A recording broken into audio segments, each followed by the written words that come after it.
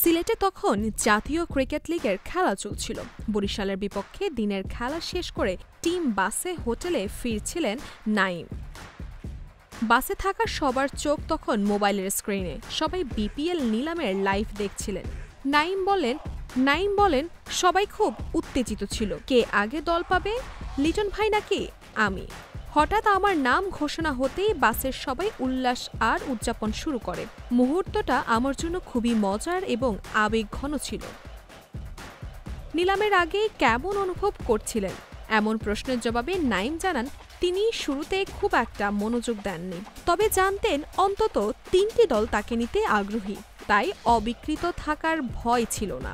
তিনি বলেন, ভিত্তিমূল্যের চেয়ে এত বেশি দামে বিক্রি হব এটা সত্যি ভাবিনি। আমি ভেবেছিলাম রিপন মণ্ডল, তৌহিদ হৃদয় বা লিটন ভাইরা হয়তো অনেক বেশি দাম পাবেন, তবে নিলামের গতি প্রকৃতি এমনই হয়। ড্রাফট পদ্ধতির বদলে সরাসরি নিলাম আমাদের জন্য নতুন অভিজ্ঞতা ছিল এবং বেশ ভালোই লেগেছে।